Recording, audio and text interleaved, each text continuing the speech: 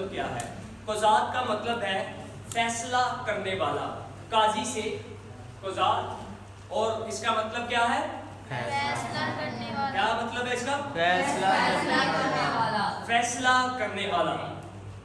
اچھا ایک کوٹیشن ہے، میں اس کو ہو پڑھ دیتا ہوں پہلے، پھر اس کو میں سمجھاتا ہوں۔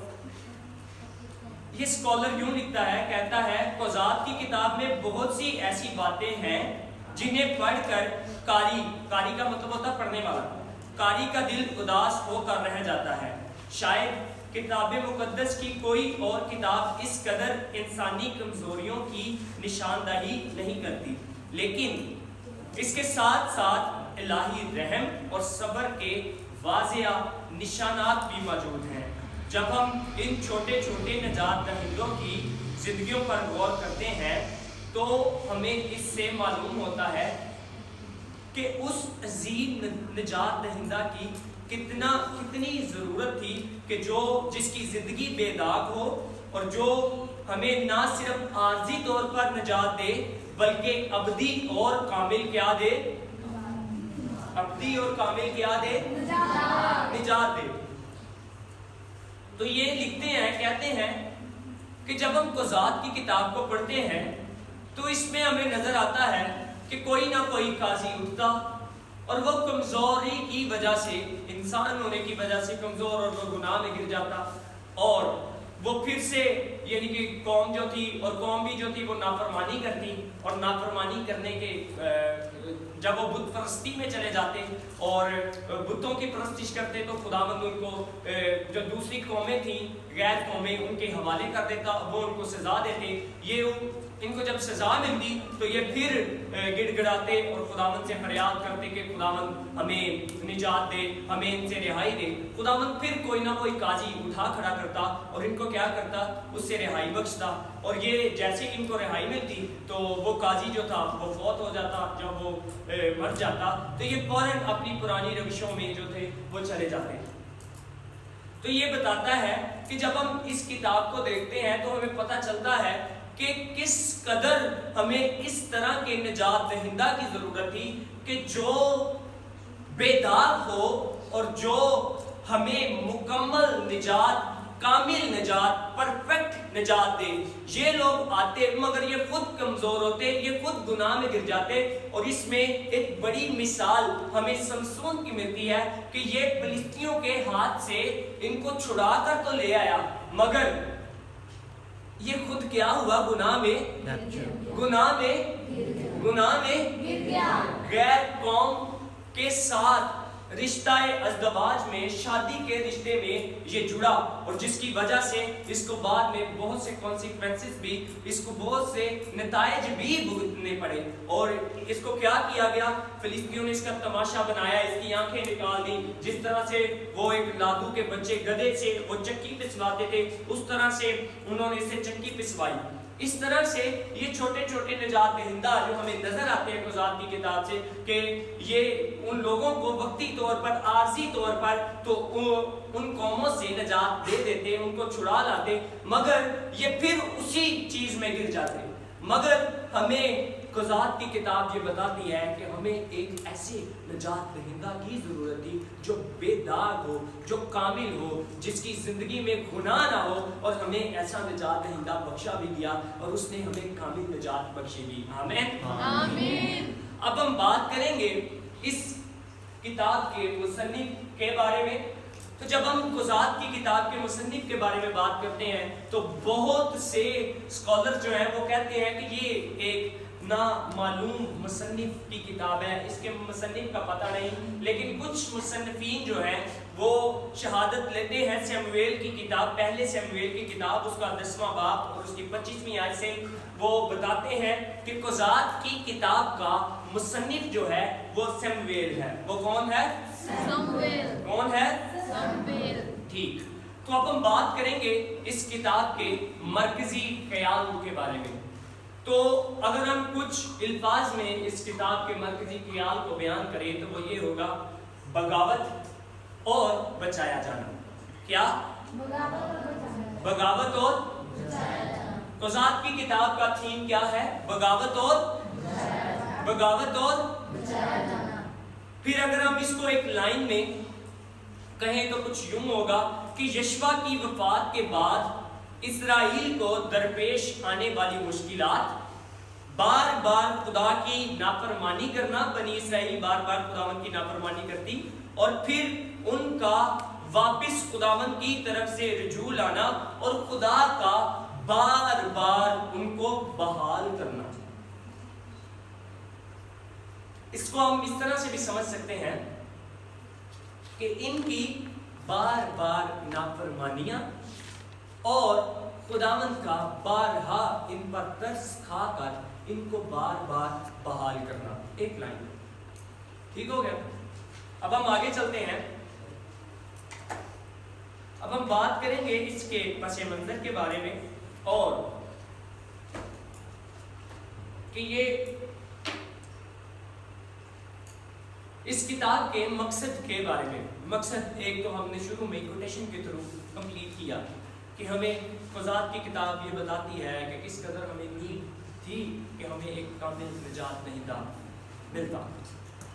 अच्छा, पहली बात, इसराइल के मखलिसी के लिए खुदावंद की किताब हमें बताती है कि 12 काजी बर्पा हुए। कितने काजी बर्पा हुए? 12। कितने काजी बर्पा हुए? 12। और बाज के बारे में तो हमें बहुत तफसील से जिक्र मिलता है, मगर कुछ के बारे में सिर्फ 1-2 आयात के बारे में। जैसे तफसील से हमें जदाउन के बारे में पता चलता है, तफसील से हमें खुदावंद की किताब समसून के बारे में बताती है, तफसील से हमें खुदावंद की किताब दबूरा के बारे में बताती है, और इक्ता जलादी के बारे में भी बताती है। ये बनी इसराइल कौम के काजी थे और टोटल काजी जो थे वो कितने थे? 12। कितने थे? 12। और बहुतों का हमें मिलता है बहुत अच्छे खासे तफसील के साथ, और हमें उनका जिक्र मिलता है, और कुछ का जिक्र जो है वो हमें कुछ आयात में, 1 आयात में, 2 आयात में हमें उनका जिक्र क्या होता है? मिलता है। फिर हम देखते हैं कि उनका ताल्लुक 9 मुख्तलिफ कबीलों से था। कितने मुख्तलिफ कबीलियां? तो 9। कितना था? काजियों का। और इन्होंने अपनी कौम को जिन कौमों से उस वक्त छुड़ाया उनके नाम ये हैं। मेसोपोटामिया से इनको छुड़ाया और इनको मुआबियों से बचाया, फिलिस्तीनियों से बचाया, फिर इनको कनानियों से बचाया। कनानी बड़े बुत परस्त, बड़े हैरिसान, इनसे इनको बचाया। उसके बाद मिदियानियों और अमूनियों से रिहाई दी। कोई मुझे बता सकता है कि इन्हां इलाके जो किसी ने पता होएगा किहड़े-किहड़े इलाके तो किन्ने छुड़ाया है? जैसे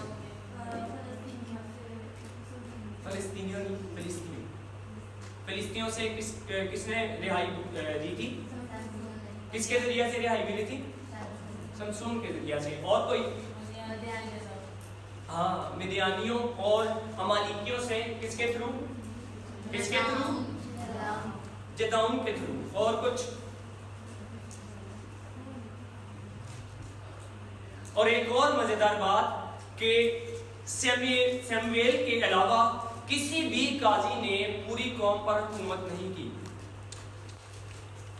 सैमुएल भी एक काजी था, मगर ये बाकी तमाम काजियों से डिफरेंट था। दूसरे काजियों ने किसी एक कौम पर या किसी एक कबीले पर जो थी हुकूमत की, मगर सैमुएल ऐसा काजी था जिसने पूरी कौम पर क्या की थी? पूरी कौम पर क्या की थी? हुकूमत की थी।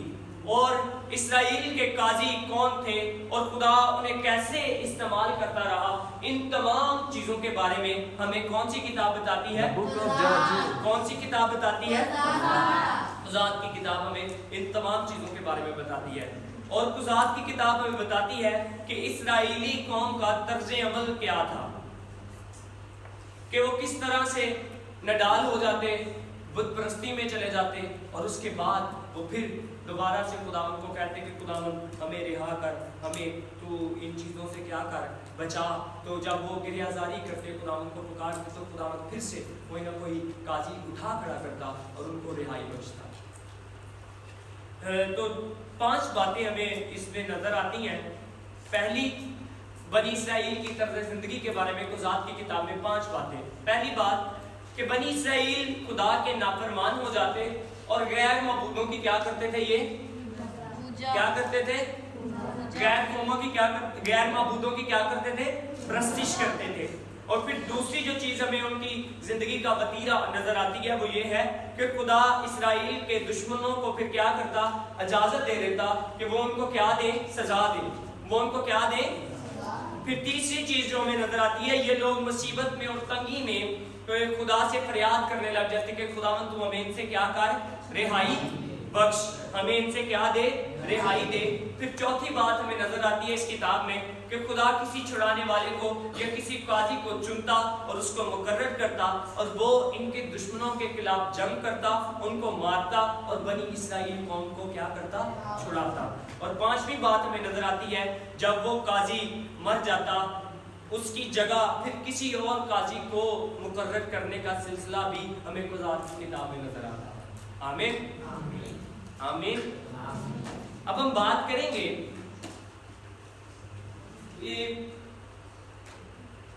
ये जदाउन हमें नजर आता है कि उसने मशरों को लेकर यानी डिफरेंट तरीके ना जंग लड़ी सी, ये काजी थी।